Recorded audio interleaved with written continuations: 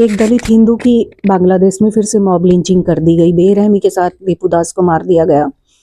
और इसमें कुछ लोगों का कहना है कि बांग्लादेश में माइनॉरिटी में है हिंदू, इसलिए ऐसा हो रहा है।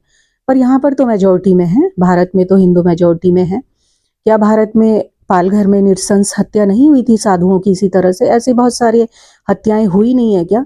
बेचारे साधु कैसे देख रहे थे ना पुलिस की तरफ, इस तरह से कि जैसे दया में भरे हुए कि शायद पुलिस बचा लेगी। लेकिन क्या किया पुलिस ने? पुलिस तो खुद उन्हें ले गई उस भीड़ के सामने। और उस भीड़ में लोग कह रहे हैं कि हिंदू भी थे। अरे हिंदू नहीं थे, कन्वर्टेड हिंदू थे वो सब। देश में अलग अलग तरीके से हिंदूज को मारा जा रहा है, कन्वर्जन की करवाया जा रहा है, और उन कन्वर्टेड लोगों को हिंदुओं को ही मारने के लिए यूज किया जा रहा है। इतनी बड़ी साजिशें हो रही हैं और यहाँ पर बैठे हुए सेकुलर लोग गजा गजा फिलिस्तीन फिलिस्तीन चिल्ला रहे हैं। मुझे ये लैंग्वेज यूज करते हुए बहुत बुरा लग रहा है, माफ़ी चाहती हूँ। पर मैं उन सब दलित नेताओं से, सेकुलर से, जो इतनी भयंकर मॉब लिंचिंग हुई है उसके खिलाफ एक भी शब्द नहीं कह रहे। सब चुप बैठे हैं, सन्नाटा है। उन सब के लिए मैं ये बात कहना चाहूँगी कि आप लोगों ने अपना कद इतना नीचे कर लिया है, इस घटना की निंदा ना करके, एक भी शब्द ना कह करके अपना कद आप लोगों ने इतना नीचे कर लिया है कि आप लोगों को ये भी नहीं कहा जा सकता कि चुल्लू भर पानी में डूब मरो। आप लोगों को मैं यही कहूँगी कि हथेली में थूको और उसमें डूब के मर जाओगे आप लोग। माफ़ कीजिएगा, हाथ जोड़ के विनती है।